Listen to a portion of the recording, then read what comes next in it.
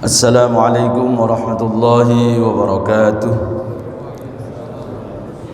Bismillahirrahmanirrahim. Alhamdulillahi madad dawam. Syukru lillahi alal in'am li ni'matil iman wal islam wal iqtida bi sayyidil anam. Thumma salatu ma'a salam ala khatiril aigi wal anam. Rabbi shrah li sadri wa yassir li amri wahlul 'uqdatam min lisani yafqahu qawli. Amma ba'du. Yang saya hormati, saya muliakan Bapak Ketua DKM Masjid Al-Barkah beserta seluruh jajaran pengurus DKM. Yang saya hormati, saya muliakan seluruh jamaah Masjid Al-Barkah, bapak-bapak, ibu-ibu, yang mudah-mudahan kita senantiasa dalam curahan rahmat, taufik, hidayah, ma'unah Allah Subhanahu wa ta'ala. Puji dan syukur marilah kita haturkan kehadirat Allah. Salawat dan salam mudah-mudahan tetap terlimpah curahkan kepada Rasulullah sallallahu alaihi wasallam beserta para sahabat dan keluarganya serta para pengikutnya, dengan harapan dan doa mudah-mudahan kelak di yaumil qiyamah kita mendapatkan syafaatul uzma dari beliau. Amin amin amin ya rabbal alamin. Hari ini kita lanjutkan kajian kita tentang fiqhul udhiyah atau fikih kurban, ya. Untuk menyingkat waktu, mari sama-sama kita awali taklim kita dengan membaca Ummul Quran suratul Fatihah. Mudah-mudahan kita diberikan kemudahan oleh Allah memahami ilmu-ilmu agama sekaligus bisa mengamalkannya dalam kehidupan kita sehari-hari. Ala hadiniyah wa ala kulli niyatin sholihah bi niyati du'a wal qabul wa li syafa'atir rasul. Al-Fatihah.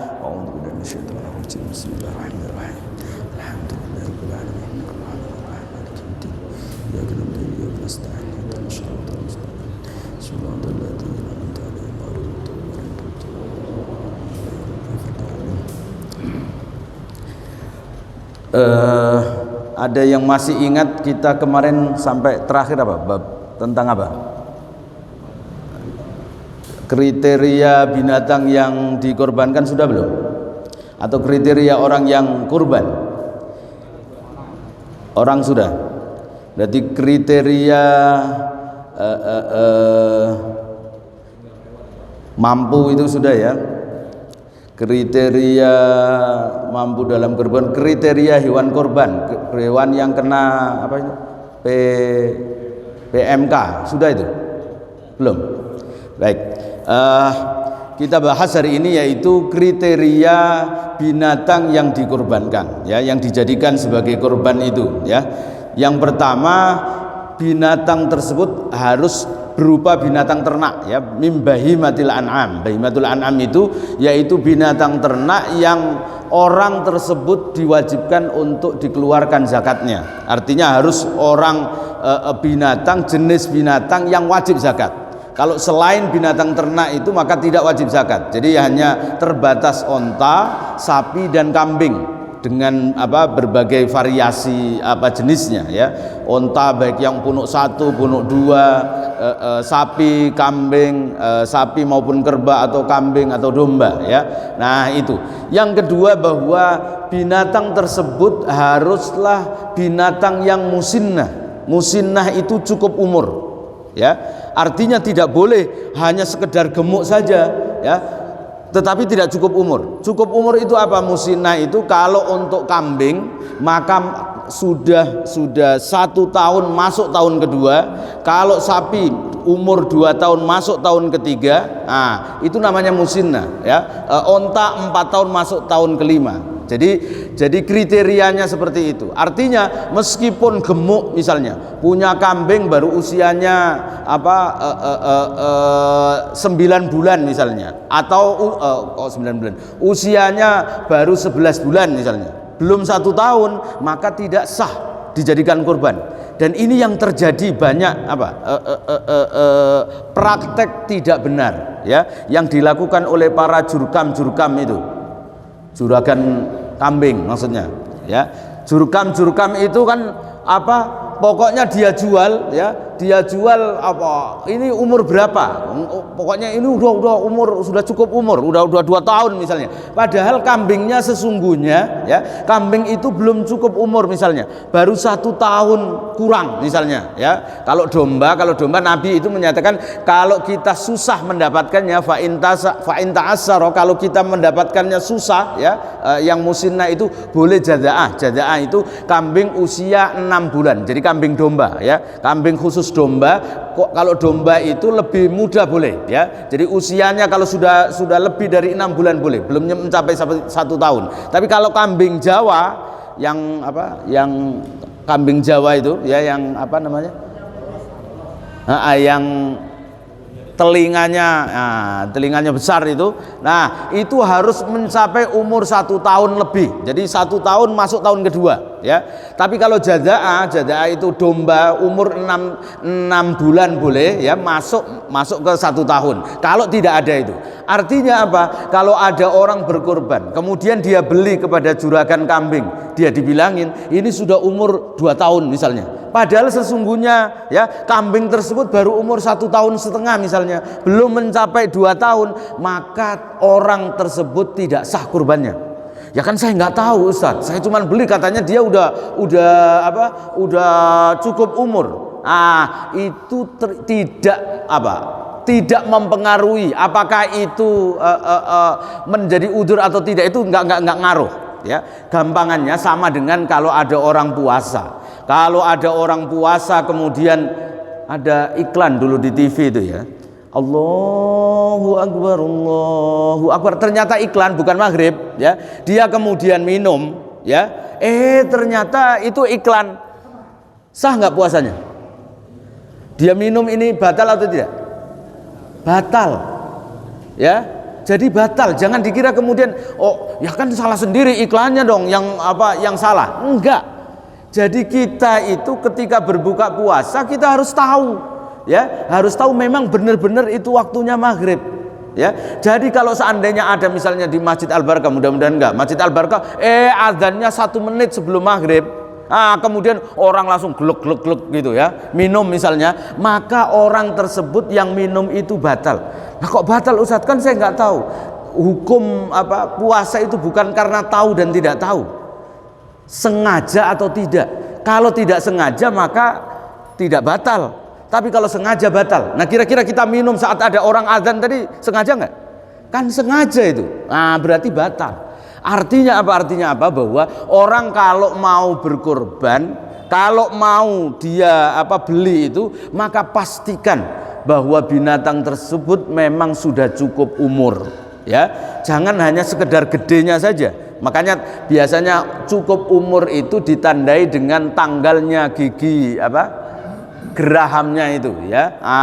Sudah tanggal, maka itu berarti dia sudah cukup umur. Nah, ini penting, karena kalau tidak cukup umur maka tidak sah ya. Itu jatuhnya hanya menjadi sedekah biasa saja, bukan menjadi kurban ya. Berikutnya, bahwa binatang yang dikorbankan itu tidak boleh ada salah satu dari 4 kriteria ya. Ada binatang yang dikorbankan itu yang tidak sah untuk dijadikan kurban. Yang pertama ya, aura itu binatang yang buta sebelah. Buta itu maksudnya apa? Kornea matanya itu hanya putih saja, nggak ada hitamnya ya, nggak ada hitamnya, putih semua. Meskipun hanya buta sebelah, maka binatang itu tidak sah untuk dijadikan kurban. Nabi menyatakan ada 4 binatang yang tidak boleh dijadikan kurban ya. Ciri binatang 4 ini ya, yang pertama adalah binatang yang buta matanya sebelah. Yang kedua binatang arja. Arja itu binatang yang pincang ya, pincang tidak boleh. Kemudian wal maridoh, binatang yang sakit-sakitan.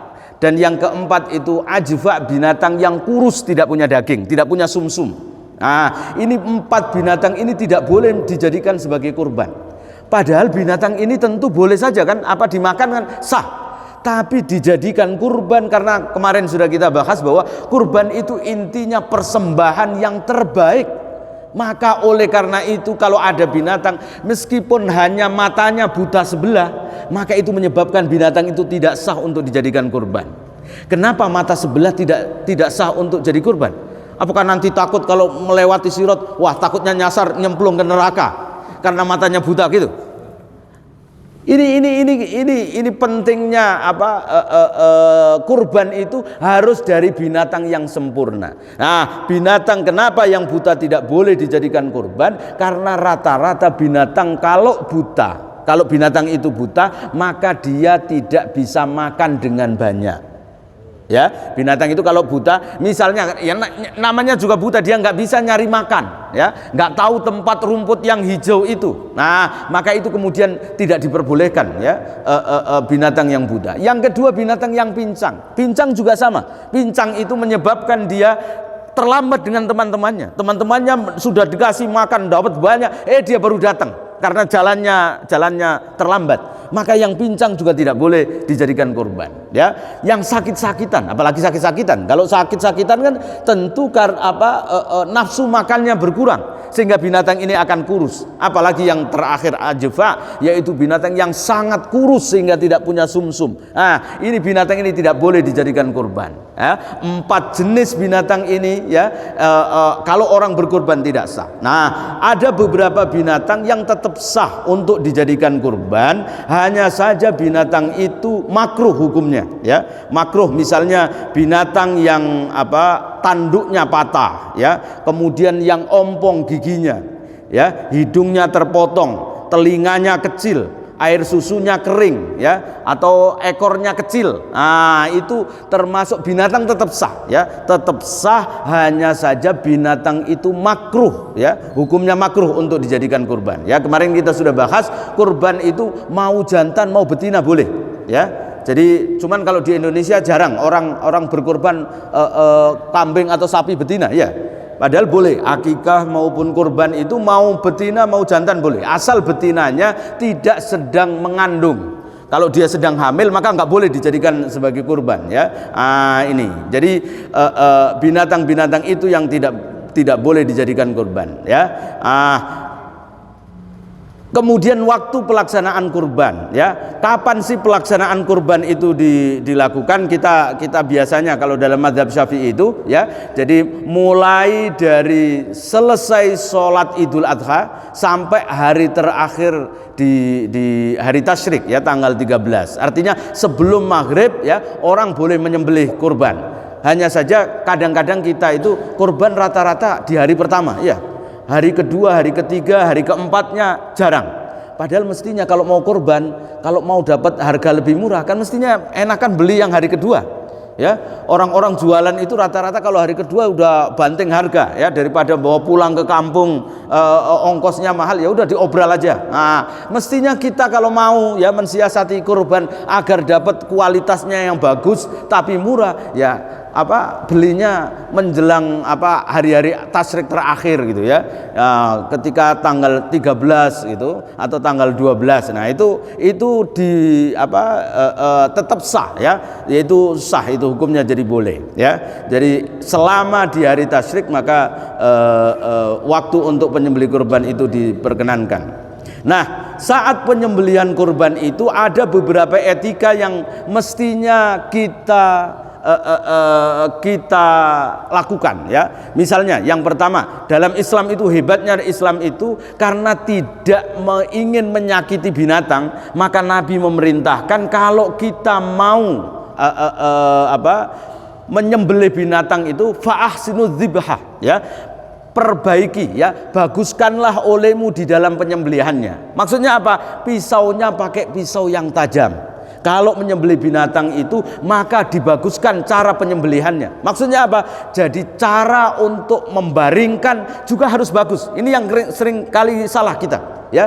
Rata-rata kita itu kalau menyembelih binatang, sapi misalnya, kakinya diikat, ya, kemudian dikasih tongkat, habis itu langsung dibanting gitu, ya. Itu menyakiti binatang, ya. Mestinya enggak seperti itu, ya. Makanya dulu pernah ketika orang Australia, ya, itu melarang orang Indonesia mengimpor sapi dari Australia karena orang Australia menyatakan orang Indonesia itu tidak berperi kehewanan. Karena apa? Karena mereka saat menyembelih sapi itu, mereka kemudian diikat sapinya, kemudian dibanting, ya. Padahal mestinya ada cara, ya. Sapi itu misalnya ada teknis, ya. Sekarang kalau orang-orang tempat penyembelihan itu, jadi sapinya cuma direbahkan, kemudian langsung nanti bisa berbaring, tinggal dipotong.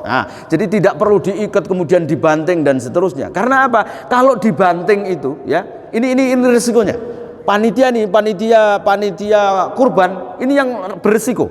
Kalau ada binatang kemudian diikat tadi itu, dibanting, sebelum disembelih dia pincang, berarti nggak sah itu. Kan Nabi menyatakan bahwa binatang yang pincang nggak boleh dijadikan kurban. Saat dibanting itu belum disembelih nih, belum disembelih. Dibanting kemudian patah kakinya, ya, menyebabkan dia pincang, maka yang berisiko adalah panitianya. Ya, orang yang korban sih sudah sah, ya, tapi panitianya yang menanggung itu resikonya. Ini beratnya. Maka cara penyembelihan itu harus dengan cara yang baik, ya. Jangan sampai kemudian menyakiti binatang, ya. Nah, ini Nabi Muhammad begitu sangat pengasihnya, ya. Sangat pengasih kepada binatang itu, sampai kalau menyembelih saja Nabi menyuruh agar tajam pisau yang dipakai itu. Ya, jangan kemudian pisau yang tumpul kemudian menyakiti binatang. Walaupun ada penelitian dari seorang profesor di Mesir bahwa binatang itu yang dikorbankan dengan binatang yang disembelih untuk makan itu ternyata punya reaksi yang berbeda. Ya, ada profesor di Mesir itu ngasih semacam chip, ya, di leher binatang yang disembelih, yang satu disembelih untuk korban, yang satu disembelih biasa untuk makan sehari-hari saja. Ternyata saat binatang yang disembelih untuk kurban itu, ternyata saat disembelih itu ada ekspresi kegembiraan, ya. Jadi saraf-sarafnya itu gembira sekali. Nah, makanya saat binatang itu dia ketika disembelih kemudian meronta-ronta, saat sudah terpotong itu, lehernya terpotong itu kan biasanya kemudian itu? Iya, meronta-ronta kakinya itu sesungguhnya menurut penelitian profesor di Mesir ini, itu bukan karena sakit, tetapi karena senangnya dia. Orang itu kalau senang itu kan kemudian ekspresinya apa? Kita dapat undian, dapat mobil Fortuner misalnya, saking senengnya dia joget-joget kan. Binatang itu saking senengnya dikorbankan, maka ekspresinya seperti itu, ya. Ternyata binatang yang disembelih bukan untuk dikorbankan, hanya untuk makan saja, maka tidak mendapatkan, ya. Jadi dari chip di ekspresi sarafnya itu tidak sesenang ketika binatang itu menjadi udhiyah atau menjadi binatang kurban. Ini salah satu bentuk kehebatan Islam itu, ya. Nah, ini kemudian jangan menyakiti hewan sebelum disembelih. Artinya tadi kalau kemudian kita mau membaringkan, baringkan dengan baik, jangan kemudian dibanting dan seterusnya, ya. Apalagi ya kalau gitu dibius aja misalnya biar enggak itu juga enggak boleh, karena ternyata binatang itu kalau disembelih dalam keadaan dibius itu merasakan sakit yang lebih parah, ya, lebih, ya, berkali-kali lipat daripada saat dia kondisinya sadar, ya. Nah, itu diteliti oleh banyak ilmuwan, ya. Kemudian yang keempat, yang ketiga membaca bismillah, membaca takbir, membaca sholawat. Menariknya di dalam bismillah ini, saat orang menyembelih binatang itu kan kita dianjurkan untuk bismillahi wallahu akbar. Baca sholawat juga disunahkan, Allahumma sholli ala sayyidina Muhammad misalnya gitu. Menariknya baca bismillahnya itu tidak pakai ar-rahmanir rahim, cukup bismillah saja, sampai Allah saja. Kenapa tidak pakai ar-rahman ar-rahim? Ada yang tahu?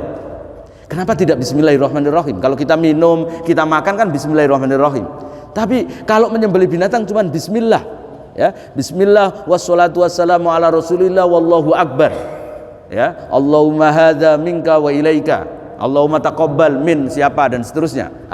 Bismillahnya tidak sampai ar-rahman ar-rahim, karena ar-rahman ar-rahim itu artinya kasih sayang Allah. Sementara dia ini binatang sedang mau disembelih, kan itu tidak ya, dalam tanda petik bukan Rahman Rahimnya Allah. Menyakiti binatang itu tersakiti, maka bacanya tidak sampai Ar-Rahman Ar-Rahim, hanya sampai Bismillah saja, sampai Allah saja ya, Bismillah ya. Jadi menjawab Bismillah Allahu Akbar, Allahumma hadza minka walaka fataqabbal minni ya. Itu meskipun orang yang yang menyembelih itu tidak mesti niat ya. Jadi orang kurban itu niatnya mudhohi itu niat saat memberikan kepada panitia. Jadi niatnya itu saat itu, bukan saat menyembelih. Kalau saat menyembelih nggak usah niat juga nggak apa-apa. Bahkan kalau seandainya dia tidak menyaksikan juga nggak apa-apa kan. Hanya saja memang yang terbaik ya, orang yang berkorban itu dia datang ya, bawa korbannya itu dia sendiri yang menyembelih ya, sembari dia niat itu ya, Allahumma ya hadza minka wa ilaika fataqabbal minni ya, misalnya gitu ya. Ya Allah, ini binatang ini darimu dan aku persembahkan untukmu, maka terimalah persembahanku ini ya atas nama diriku. Disunahkan begitu ya. Tetapi kalau yang menyembelih orang lain, maka tidak ada ketentuan harus niat saat penyembelihan, enggak ya, karena niatnya itu saat dia mengeluarkan uang misalnya, atau kalau mau patungan sapi maka saat dia memberikannya itu. Ini yang sering kali salah, hati-hati ya. Kalau ada orang kemudian berkata, ini misalnya punya kambing ini mau saya kurbankan di Masjid Al-Barkah misalnya, saya mau kurban sapi di Masjid Al-Barkah. Kata-kata ini ya dalam mazhab Imam Syafi'i itu menjadikan kurban itu hukumnya wajib. Nazar itu berarti ya, saya mau kurban di Masjid Al-Barkah, atau punya kambing kemudian itu kambing dipakai apa? Mau saya kurbankan di Masjid Al-Barkah, maka itu jatuhnya nazar. Kalau nazar maka orang tersebut tidak boleh mengambil sedikit pun bagian dari binatang itu, karena kurban wajib ya. Berbeda kalau kurban sunnah, orang masih boleh mengambil sampai sepertiga, tapi kalau kurban wajib maka hukumnya ya menjadi kurban nazar, dan itu tidak boleh sedikit pun. Dan ini seringkali orang menyatakan begitu, ini kurban saya, atau saya kurban patungan bersama fulan 7 orang misalnya, maka itu jatuhnya menjadi kurban nazar ya. Ini dalam mazhab Imam Syafi'i ya, bahwa orang yang menyatakan bahwa ini adalah kurban saya, maka itu jatuhnya kurban wajib. Caranya yang benar itu bagaimana? Kalau misalnya ada orang nanya, ini binatang dipakai kurban apa? Ini kurban sunnah saya. Harus ada kata-kata sunnahnya ya. Ini, atau saya mau berkorban sunnah di Masjid Al-Barkah. Kata-kata sunnah itu menyebabkan tidak menjadi wajib ya. Tapi kalau tanpa ada kata-kata sunnah, maka itu menjadi kurban wajib. Dan resikonya kalau kurban wajib, maka dia tidak boleh mengambil daging ya dari binatang yang dikorbankan. Maka kalau mau panitianya ini mau repot ya, mestinya kalau orang-orang yang kira-kira kurbannya ini kurban wajib, ya bagi aja dari kurban orang lain ya. Artinya tetap mendapatkan bagian, tetapi bukan dari bagian binatang yang dikorbankan oleh mudhohi itu ya. Kemudian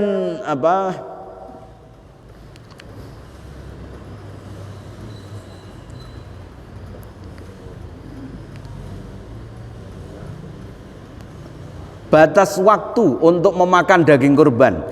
Daging kurban itu boleh nggak kita simpan misalnya sampai selesai hari tasyrik? Nabi Muhammad SAW itu pernah melarang orang ya, naha an ta'kula luhumal adhahi ba'da salasin. Nabi itu melarang orang makan daging kurban lebih dari 3 hari. Maksudnya apa? Selesai hari tasyrik nggak boleh masih ada daging ya, nggak boleh ada daging. Hadis ini hadis yang mansuh itu sudah dihapus. Kenapa? Karena dulu ketika Nabi melarang ini ya, yaitu saat itu musim paceklik, musim kemarau, nggak banyak orang berkorban. Nabi menerima tamu rombongan dalam jumlah yang banyak. Maka orang-orang karena musim paceklik, mereka ketika daging korbannya ini kemudian dia simpan.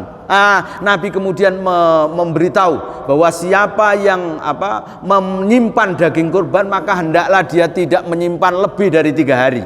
ya, jangan kemudian menyimpan lebih dari 3 hari. Akhirnya kemudian sahabat-sahabat kemudian mengeluarkan daging simpanannya itu, ya, untuk menjamu tamu Nabi. Nah, tetapi kemudian tahun berikutnya saat sudah tidak musim paceklik, ya, para sahabat kemudian bertanya, ya Rasul, kita ini apakah dilarang makan daging kurban lebih dari 3 hari? Nah, Nabi menyatakan kalau hari ini, kalau tahun ini maka tidak lagi, ya. Kata Nabi, at'imu waddakhiru, ya. Kamu boleh makan dagingnya dan boleh kamu simpan. Artinya apa? Menyimpan daging yang dikorbankan itu boleh, bahkan sampai ketemu Idul Adha lagi misalnya begitu, ya. Yang kemarin misalnya ada orang saking banyaknya dapat misalnya, ya, di freezer, kebetulan freezernya gede, nah sampai 1 tahun berikutnya belum habis, sudah kurban lagi, mau dapat lagi, nah itu nggak apa-apa, boleh, ya. Tapi ini ya tentu nggak baik, ya, ya. Ini keterlaluan itu, ya. Jadi mentang-mentang boleh disimpan sampai 1 tahun, ya, masih ada. Ini, ya, jadi oke. Kemudian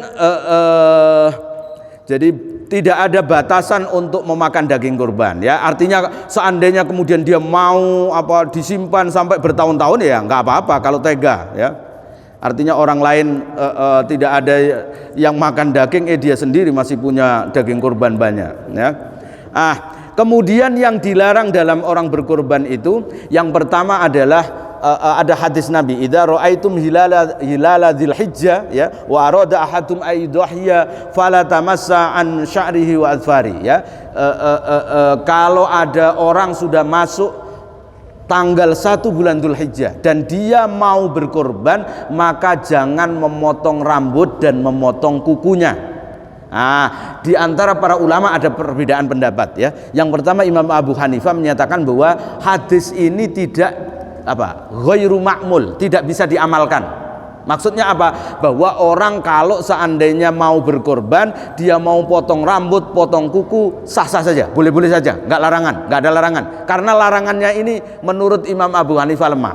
Nah, sementara Imam Malik, ya, Imam Malik itu memakruhkan, makruh hukumnya kalau ada orang mau berkorban sudah masuk 1 Dzulhijjah, ya, kemudian dia potong rambut. Motong rambut itu ya rambut apa saja, ya, tidak hanya rambut kepala, ya, kumis kalau laki-laki, jenggot, ya, ketiak, rambut kemaluan misalnya, maka itu semua nggak boleh dipotong, ya. Menurut Imam Malik itu hukumnya makruh. Imam Syafi'i juga menyatakan hukumnya makruh, ya, makruh orang tersebut, ya, makruhnya makruh tanzih. Kalau menurut Imam Syafi'i itu makruh tanzih itu makruh yang tidak sampai tidak hampir haram. Ada makruh tahrim, ada makruh tanzih, ya. Makruh tanzih itu tidak mendekati haram. Artinya ya sebaiknya, ya, sedapat mungkin kalau ada orang mau berkurban, maka jangan motong rambut, jangan motong kuku. Kenapa kok tidak boleh motong rambut, motong kuku? Karena kurban terbaik itu, ya, kemarin sudah kita bahas, kurban yang paling baik kan kurbannya orang yang sedang berhaji. Orang yang sedang haji itu kurban terbaik. Nah, diharapkan orang yang tidak haji kemudian dia berkurban dengan cara dia tidak memotong rambut, tidak memotong kuku, artinya tidak memotong bagian tubuhnya manapun, ya, maka orang tersebut diharapkan, ya, tafaulan agar mendapatkan pahala seperti pahalanya orang berkorban yang orang haji. Itu sebabnya maka kemudian dibolehkan. Kenapa kemudian Imam Abu Hanifah nggak sependapat, ya, menyatakan bahwa boleh-boleh aja, nggak usah harus nggak motong rambut, nggak motong kuku. Imam Abu Hanifah itu karena ahlul ra'yi luar biasa, orang ahli logika. Kata Imam Abu Hanifah ketika diprotes oleh orang saat ibadah haji nggak boleh potong rambut, nggak boleh potong kuku, maka kalian yang mau berkorban nggak motong rambut, nggak motong kuku. Lalu apakah kalian juga tidak berhubungan suami istri saat sudah masuk 10 Dzulhijjah itu?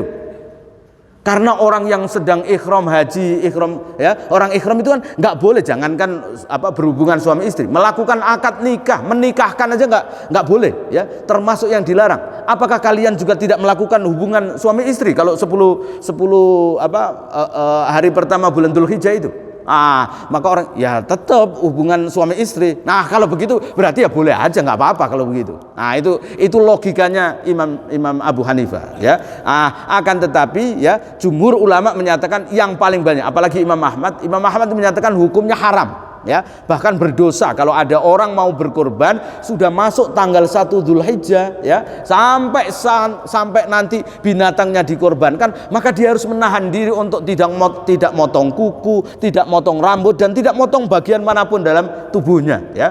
Nah, itu bahkan menurut Imam Ahmad itu, bahkan seandainya ada orang misalnya ini ya, orang itu menjadi algojo ya. Orang kalau mencuri dalam Islam kan dipotong tangannya. Kemudian si algojonya ini mau berkorban, kemudian dia harus memotong orang tersebut, maka itu agar tidak dilaksanakan oleh dia ya. Yang motong orang lain lah, yang bukan mau berkorban. Nah, saking larangan ya, seriusnya larangan ini. Kemudian yang kedua yang tidak dibolehkan adalah menjual kulit kurban. Ini sering sekali didiskusikan, bahkan sering ditanyakan ya. Hanya saja cara agar menjadi sesuatu yang halal, maka menurut saya pembagian binatang kurban ya, termasuk membagi panitia jatah kurban ya, jatah bingkisannya lebih banyak dari orang lain, itu juga nggak boleh ya, itu nggak boleh. Misalnya nih, panitia kurban di Masjid Al-Barkah, kemudian panitia yang kalau orang lain dapat 1 bungkus, panitianya dapat 2 bungkus, maka itu haram hukumnya. Karena apa? Karena panitia dalam hal ini itu menjadi wakil dari mudhohi, orang yang berkurban. Sementara kalau bingkisan tambahan itu karena dia menjadi panitia, artinya kan berarti upah ya, nggak dibayar kan, menjadi upah, maka itu menjadi haram. Agar caranya halal bisa, misalnya caranya itu bahwa panitia itu dibayar saja oleh masjid, misalnya ya, Masjid Al-Barakah misalnya kasnya banyak, ya udah kita keluarkan untuk kepanitiaan Idul Adha ini 10 juta misalnya, bagi-bagi kepada panitia misalnya. Itu boleh, nggak apa-apa, diambil dari uang masjid boleh. Atau kalau misalnya tidak dibayar tetapi hanya mendapatkan bagian tambahan daging, maka disiasati. Caranya apa? Caranya ada kesepakatan, ada akad antara orang yang berkorban dengan panitia. Misalnya begini ya, saya yang berkorban 1 ekor kambing, maka saya mendapatkan bagian, kan dia berhak, orang yang berkorban itu mengambil 1/3 bagian dari binatang yang dikorbankan. 1/3 ini ya, sebagiannya aku berikan kepada panitia, aku sedekahkan ke panitia, misalnya begitu. Berarti kan sudah disedekahkan ke panitia, maka panitia boleh kalau begitu, berarti kan miliknya panitia. Nanti seandainya dia dapat tambahan jatah bingkisan, maka itu tidak apa-apa, karena berarti sudah diberi oleh orang yang berkorban. Tapi kalau tidak ada akad begitu, pokoknya panitia udah dikasih ya, yang lain 1 bungkus, panitianya dapat 2 bungkus. Kalau itu 1 bungkusnya itu sebagai upah, maka ini nggak boleh ya, karena upah itu tidak boleh diambil dari binatang yang dikorbankan ya. Maka Nabi ketika suatu saat beliau berkorban itu, Nabi pernah berkorban 100 ekor unta. Beliau sembelih sendiri sampai 65. Nabi Muhammad itu ya kuat menyembelih onta sampai 65 ya. Tinggal yang 35, Nabi menyuruh Ali bin Abi Thalib untuk meneruskan. Ali kemudian meneruskan, baru beberapa ekor onta Ali sudah nggak sanggup, maka Ali kemudian menyuruh ya, jagal lah ya, yang profesional gitu ya, dia yang menyembelih. Kemudian Ali tadinya itu mau memberikan kulit dan kepala onta tersebut kepada si jagal itu. Nabi melarang, tidak boleh ada orang memakai kulit maupun bagian daging korban itu sebagai upah. Kalau mau upah ya harus dari sumber yang lain, jangan dari korban itu ya. Artinya apa? Maka itu tidak sah. Tetapi panitia boleh menjual kulit ya, boleh menjual kulit kalau ada transaksi sebelumnya tadi itu. Misalnya orang yang berkorban, korban saya ini ya, kulitnya saya ikhlaskan, saya sedekahkan kepada panitia. Maka kalau begitu panitia boleh menjual ya. Jadi kulit itu boleh dijual oleh panitia, kan berarti bukan dari daging kurban lagi, karena sudah menjadi barang sedekahan ya dari orang yang berkurban. Jadi jangan sampai salah ya. Jadi jangan kemudian asal pokoknya yang penting nanti kulitnya kemudian dijual. Nah itu kulit, karena panitia dalam hal ini itu hanya menjadi wakil dari orang yang berkurban. Kalau wakil berarti dia nggak boleh menjual, karena itu daging kurban itu memang tidak boleh diperjualbelikan, kecuali kalau orang lain ya. Misalnya ada fakir miskin dapat jatah kurban sampai 10 kupon, satu kuponnya 3 kilo, berarti kan 30 kilo dia punya. Kulkas nggak punya, kulkasnya cuma satu pintu kecil, freezernya misalnya begitu. Akhirnya kemudian daripada ini membusuk kemudian dijual oleh si fakir si miskin ini, maka itu nggak apa-apa, itu boleh. Karena apa? Karena itu bukan dia yang berkorban ya. Jadi dia sudah mendapatkan bagian kurban, dan kurban itu sudah halal, mau diapain oleh dia terserah. Mau dijual, mau dikasih ke orang lain, nggak apa-apa, itu boleh. Nah ini. Baik, yang terakhir, daging kurban untuk orang yang non muslim boleh atau tidak? Menurut Imam Abu Hanifah ya, Imam Abu Hanifah itu berpendapat bahwa kalau non muslim itu orang fakir, orang yang miskin, yang berhak untuk menerima, maka dia boleh. Tapi kalau non muslimnya itu kaya raya, maka nggak boleh. Menurut Imam Abu Hanifah. Imam Malik berpendapat sebaliknya, hanya hukumnya makruh. Jadi boleh tetapi hukumnya makruh ya, baik kepada orang fakir maupun kepada orang kaya yang non muslim. Nah, Imam Syafi'i menyatakan bahwa daging kurban itu boleh diberikan kepada non muslim meskipun dia kaya, asal ya daging kurbannya itu kurban sunnah. Tapi kalau kurban wajib maka tidak boleh. Kalau kurban nazar tadi itu, maka kalau kurban wajib harus hanya kepada orang Islam. Tapi kalau kurban yang sunnah, maka itu boleh diberikan kepada non muslim. Nah, Imam Ahmad berpendapat bahwa mau kurban sunnah, mau kurban wajib, mutlak semuanya boleh. Kalau Imam Ahmad ya, Imam Ahmad berpendapat bahwa pokoknya boleh daging kurban itu diberikan kepada siapa saja ya, tidak harus orang Islam. Nah, ini beberapa ketentuan di dalam ibadah kurban. Nah, terakhir yang saya ingin sampaikan, beberapa hari ini saya ditanya, ini kita Idul Adha ini ngikut Saudi apa ngikut Indonesia? Kan banyak itu yang pasti nanya-nanya, ini yang benar ini yang mana? Kita nanti kalau puasa hari Arafah ya, hari Sabtu kita puasa karena pemerintah Indonesia menetapkan Ahad sebagai Idul Adha. Berarti hari Sabtu kita Arafah. Sementara orang di sana sudah selesai wukuf, nggak ada orang wukuf di Arafah. Berarti kita puasa apa itu? Orang-orang sudah selesai wukuf. Kelihatannya ini benar orang yang ngomong begini nih ya, wukuf di Arafah itu ya puasanya ya puasa Arafah saat orang wukuf. Nah, seolah-olah ini benar ya, seolah-olah, padahal sama sekali nggak benar ini ya. Orang Idul Fitri, Idul Adha, mau puasa Arafah, puasa yang lain, itu tidak ada dalil satupun yang menyuruh harus ikut Mekah, itu nggak ada ya, nggak ada. Karena apa? Karena yang namanya puasa Arafah itu puasa pada hari tanggal 9 Dzulhijjah. 9 Dzulhijjah boleh jadi di Indonesia dengan di Mekah beda. Ya. Karena dulu saat penetapan tanggal 1 Dzulhijjah ya, tanggal 29 tanggal 30 itu ya. 30 Juni itu orang Indonesia tidak bisa melihat hilal, sementara di Saudi sudah bisa melihat hilal, maka orang Saudi lebih duluan. Kadang orang, lah kan kita lebih duluan dari Mekah. Kita lebih timur dari Mekah. Harusnya kan belakangan dong Saudi ya, kita duluan. Itu kalau urusan kaitannya dengan terbitnya matahari. Kalau matahari iya, tapi kalau puasa ini ya, puasa tanggal ya, Komariah itu berdasarkan bulan. Nah, di Indonesia karena bagian kita ini timur, maka saat itu belum bisa dilihat ya, Ru'yatul Hilal gagal di seluruh Indonesia, tetapi di 4 jam kemudian kan usia bulan ini sudah semakin tinggi. Sehingga bisa dilihat oleh orang Arab Saudi. Nah, itu sebabnya Arab Saudi menetapkan ya 30 Juni itu sebagai tanggal 1 Dzulhijjah. Tapi kalau orang Indonesia menetapkan tanggal 1 Juli 1 Dzulhijjah, maka nanti 10 Juli. Nah, bagaimana dengan puasanya? Kan puasa kita sudah orang sudah wukuf Arafah sudah selesai, ya. Masa kita puasa muasain apa itu? Orang udah selesai wukufnya. Ini seolah-olah orang pinter, padahal sama sekali ini bego. Ya, ini nggak benar nih. Kenapa nggak benar? Nabi Muhammad ya itu ketika di Mekah beliau sudah puasa tanggal 9 Dzulhijjah, puasa Arafah. Puasa Arafah itu sejak beliau di Mekah.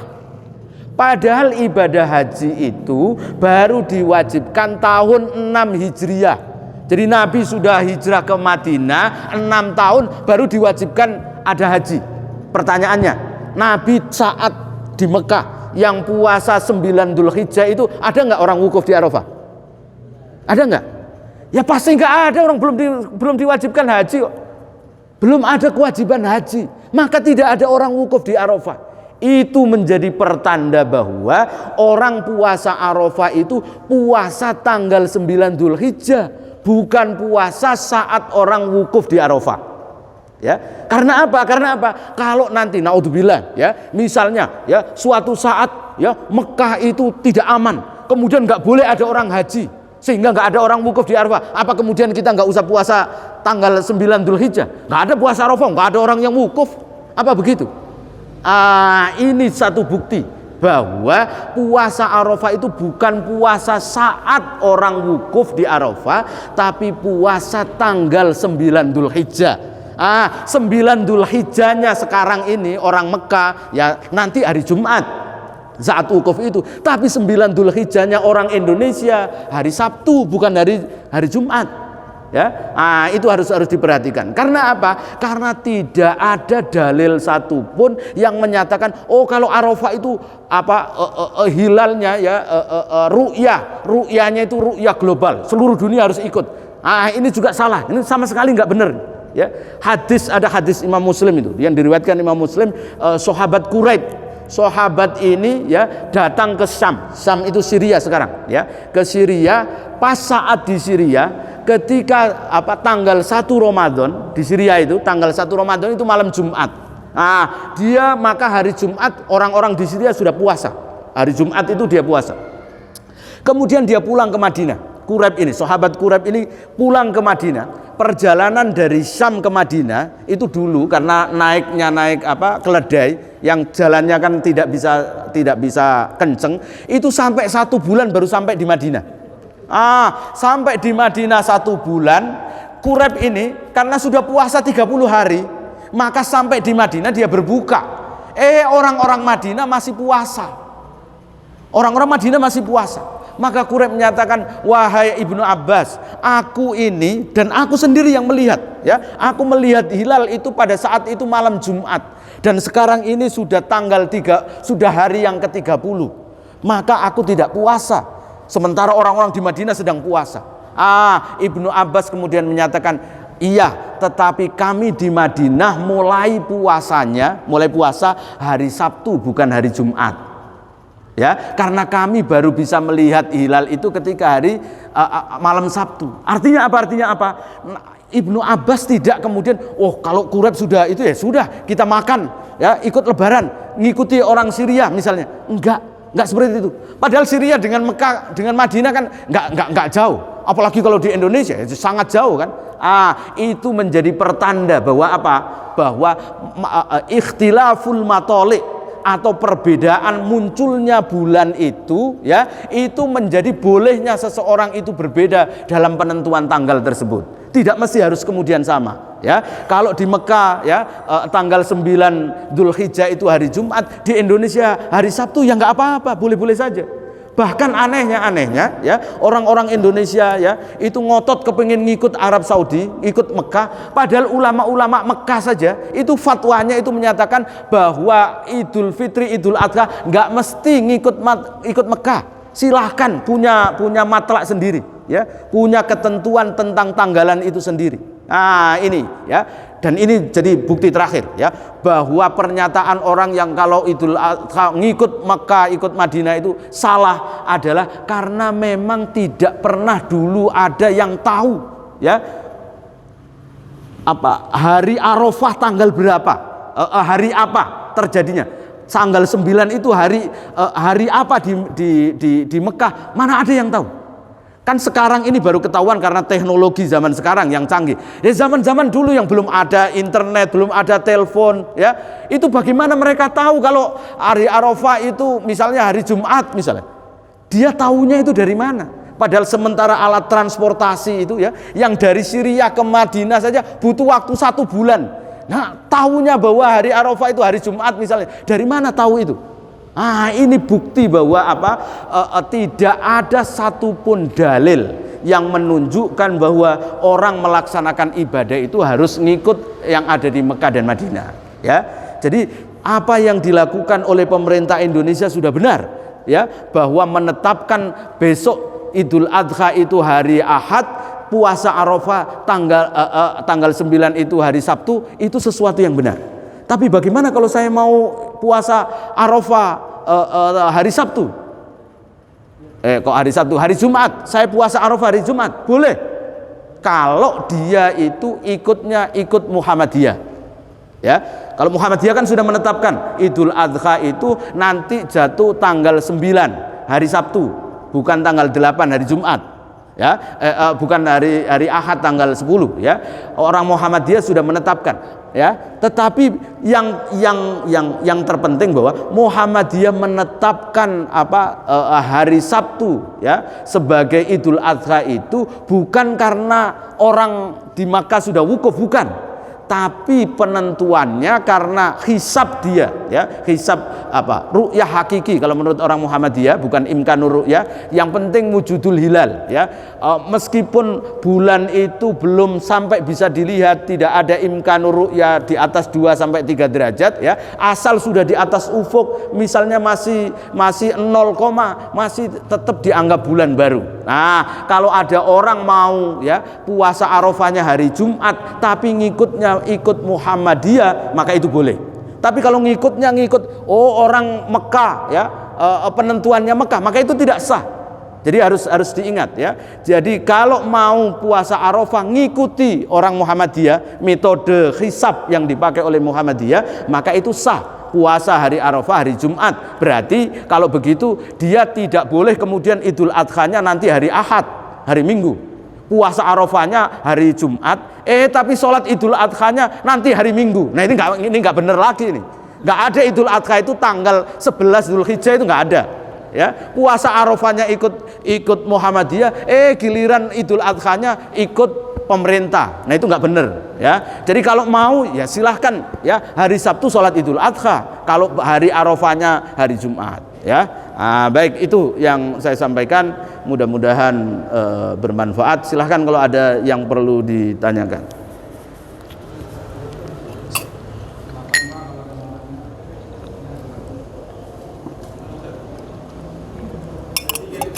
Ya.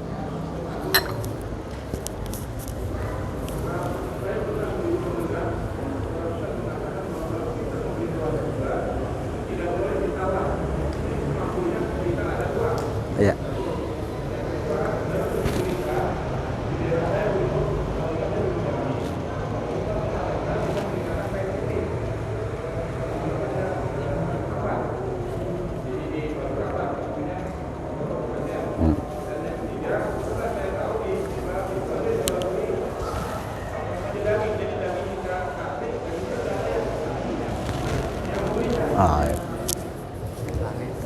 Ya. Baik. Yang pertama tentang apa? Tawar menawar dalam membeli hewan kurban. Kalau ada orang yang berpandangan begitu, itu pasti penjual daging, penjual hewannya tersebut. Ya kalau dalam transaksi jual beli tawar menawar itu ya boleh-boleh saja, sah-sah saja ya. Jadi ya justru kalau kemudian ini dipakai ya, orang kalau mau kurban nggak boleh nawar. Wah, itu yang untung orang yang jualan kalau begitu.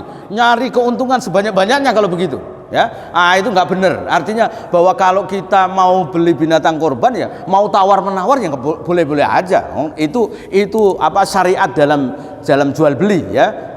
Itu boleh-boleh saja ya. Jadi nggak ada kemudian pandangan bahwa kalau mau kurban maka binatang yang dibeli tidak boleh nawar dia. Nah, kalau nggak boleh nawar langsung ditembak ya, kemudian harganya tinggi ya, kasihan ya. Nah, itu penipuan, itu nggak boleh. Itu persis sama saya dulu juga pernah dengar kalau orang beli Quran juga begitu, nggak boleh nawar. Ya dari mana itu? Orang jual beli kok nggak boleh nawar itu? Ya, kecuali kalau harganya memang sudah pas. Tapi kalau kemudian tawar menawar, ya itu urusan jual beli, nggak ada sangkut pautnya dengan kurban dan tidak kurban. Ya. Yang kedua tentang kalau kurban kemudian dipakai kain kafan. Ya, dulu tradisinya itu memang begitu. Karena apa? Karena binatang yang dijadikan kurban itu ya sebagai simbol kesucian ya, membersihkan dosa-dosa kita, maka kemudian dikasih kain putih, bahkan kemudian disemprot minyak wangi dan sebagainya. Itu sebagai cara, walaupun itu tidak merupakan syariat Islam, nggak ada dalam hukum Islamnya, nggak ada ya, dalam ilmu agamanya nggak ada, hanya ekspresi orang ya, ekspresi orang, oh ini binatang kurban ini nanti saya tunggangi, dia ini nanti disirot misalnya, maka saya bersihin, biasanya kan kemudian dimandiin ya, bersih gitu ya, kemudian kasih kain kafan tersebut. Nah, itu hanya ekspresi saja, tapi ekspresi yang seperti ini tidak merupakan bagian dalam syariat agama ya. Yang penting adalah penyembelihannya. Nah, yang ketiga tentang tadi bahwa menjual daging kurban itu boleh kalau bagi orang yang sudah mendapati haknya. Artinya tadi kalau orang fakir miskin ya, misalnya di Istiqlal banyak orang yang kemudian ya dia dapat kupon yang banyak ya, cuman kan lagi-lagi mental kita di Indonesia itu banyak orang yang berlagak miskin kalau ketika bulan saat momen Idul Adha itu banyak orang yang jadi miskin ya.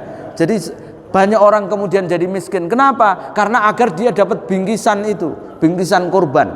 Karena dia mungkin punya banyak, akhirnya kemudian dia jual. Nah, sebenarnya menjual ini boleh-boleh saja ya, kalau sudah dimiliki oleh dia. Yang nggak boleh itu kalau binatang itu bagi orang yang mudhohi, penyembelihnya ya, orang yang berkurban ya, orang yang berkurban, maka tidak boleh binatang itu dia jual. Misalnya kan sepertiga bagian bagi orang yang berkurban, sepertiganya itu kemudian dia jual. Nah, ini yang nggak boleh, karena binatang kurban itu tidak boleh diperjualbelikan.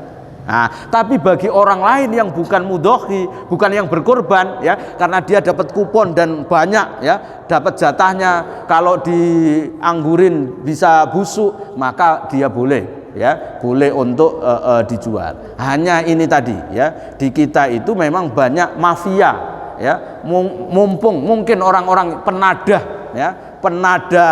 binatang daging kurban ini ya, pasti dibeli dengan harga murah, karena orangnya kan nggak pakai modal, cuman pakai kupon doang. Kemudian dia dapat bagian, kemudian dibeli oleh penadah ini dengan harga murah. Nah, soal transaksi jual belinya itu ya sah-sah saja ya, karena dia bukannya mengkurban. Itu. Saya tanya, ini berhubungan dengan kami di sini sebagai panitia titipan ya. Yeah. Korban gabungan yang ini berlangsung setiap tahun, dan saya pikir juga di beberapa masjid di rumahnya sama, di beberapa panitia. Kita mendapatkan titipan uang dari pembelian gabungan sapi itu misalnya 3,5 juta per orang, kemudian jadi 7 pengorban 24,5 juta. Kemudian karena titipan itu untuk kita belikan 1 ekor kambing, 1 ekor sapi, ketika transaksi atau kita mencari sapi yang kita beli itu tentu harus yang harganya 24,5 juta itu, karena memang titipannya masing-masing 3,5 juta.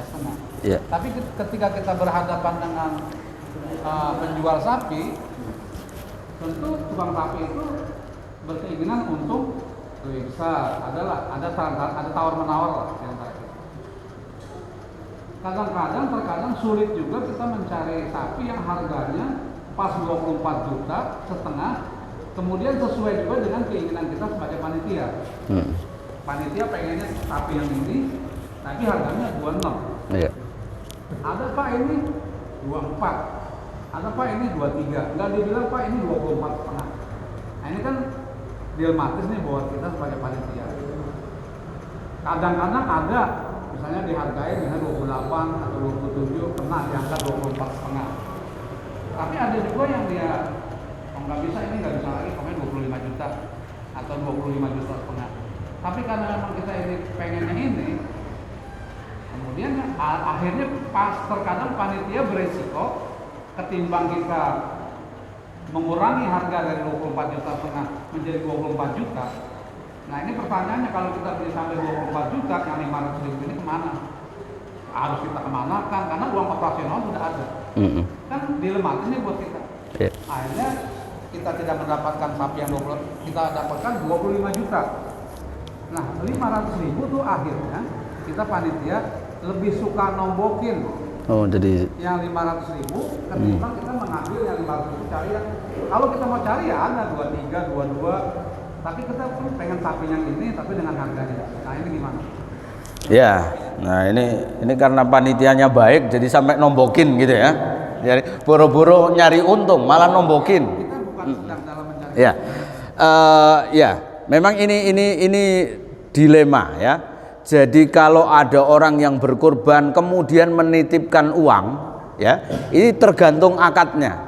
Kalau yang si pekorban itu, pokoknya saya nitip, taruhlah 7 orang ini, ya, kemudian nitip korban sapi, terserah mau sapi apa, itu paling enak itu.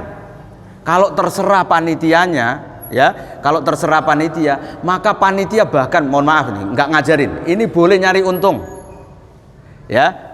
Taruhlah misalnya dia beli, panitia ini beli dari orang, ya, dari orang sapi 23 juta. Kemudian ditawarkan kepada orang yang berkorban tadi, yang patungan 7 orang itu, beli sapi 23 juta, dia jual 24. Maka itu ya boleh-boleh aja panitia. Ya, kalau mau nyari untung. Karena apa? Karena akadnya tadi itu, ya, tidak kemudian oh ini uang 24 juta pokoknya saya harus dibelikan sapi yang harganya 24 juta.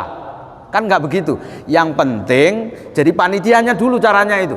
Jadi panitia kalau mau aman itu panitia membeli, ya, membeli. Kan membeli nggak mesti harus kemudian uang cash kan. Misalnya panitia sudah kerjasama dengan beberapa penjual.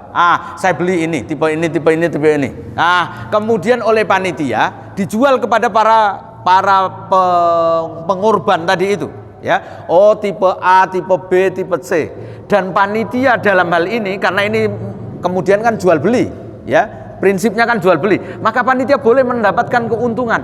Kalau misalnya dia tadi dari rekanan yang orang jualan, harganya taruhlah misalnya 24 juta kemudian dijual kepada pengkorban 25 juta, maka itu halal.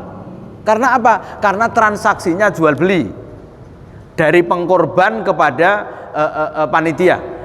Berbeda dengan kalau panitia itu mendapatkan uang patungan itu dan orang ini pokoknya harus sapi yang harganya 25 juta misalnya, maka panitia harus mencari sapi yang 25 juta. Kalau dia kemudian nyari 24 aja deh biar untung, maka itu haram yang 1 juta itu. Karena apa? Karena akadnya tadi itu bahwa ini hanya dia hanya perantara saja. Panitia itu hanya menjadi perantara untuk membelikan sapi 25 juta misalnya. Maka harus 25 juta beneran yang harus dibelikan. Tapi kalau berbeda dengan kasus yang pertama tadi, bahwa panitia sudah mempunyai rekanan. Ini tipe A, tipe B, tipe C. Harganya walaupun panitia ini, ya, beli kepada pemilik sapi tadi itu, ya, dia belinya 24 juta misalnya, kemudian dijual kepada pengkorban 7 orang patungan ini dengan 25 juta, maka itu sah. Nah, cara yang paling aman itu yang ini, ya, kalau mau. Jadi panitia caranya itu sudah koordinasi dengan orang-orang yang jualan itu.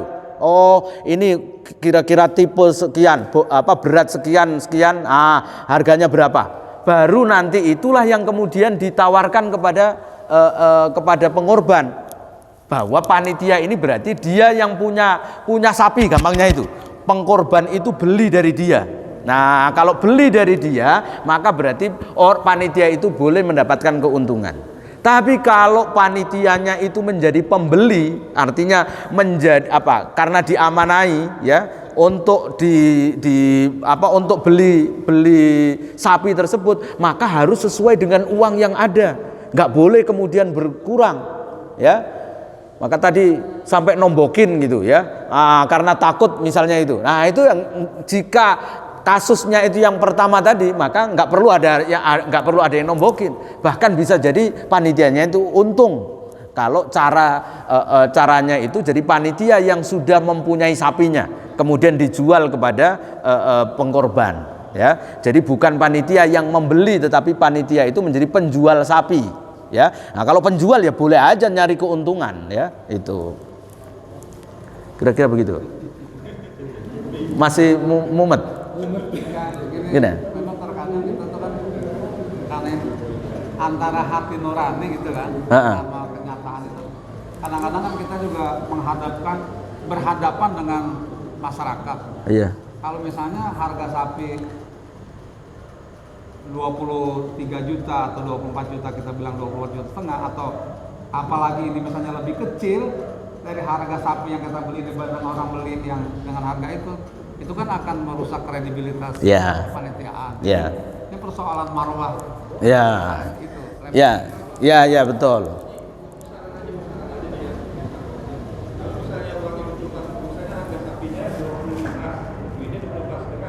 Apakah panitia tidak berbicara lagi kepada yang 7 orang itu? Nah, itu kekurangan itu dari mana? Oh, ada kekurangan itu, artinya minta tambahan lagi patungan gitu. Makanya panitia saking baiknya kemudian udahlah ditalangi aja gitu. Jadi ditombokin sedekahnya panitia itu karena panitia yang terlalu baik gitu. Ya, itu terlalu baiknya panitia sampai sampai mau rela nambahin gitu ya.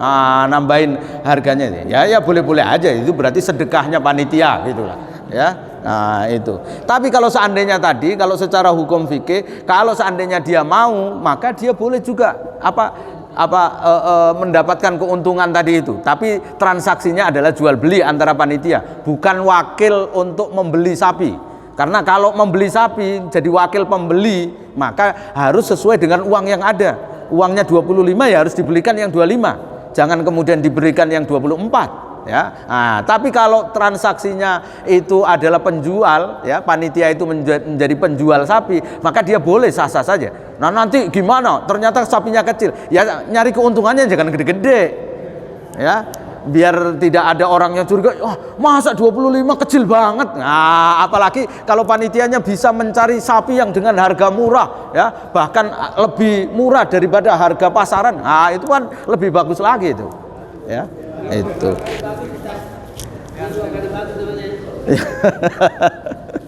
ya. Oke, baik, kita cukupkan sampai di sini. Mudah-mudahan apa yang kita bahas membawa manfaat dan segala kurban kita mudah-mudahan diterima oleh Allah Subhanahu wa taala. Kita diberikan kemudahan untuk bisa berkurban di tahun ini dan tahun-tahun yang akan datang.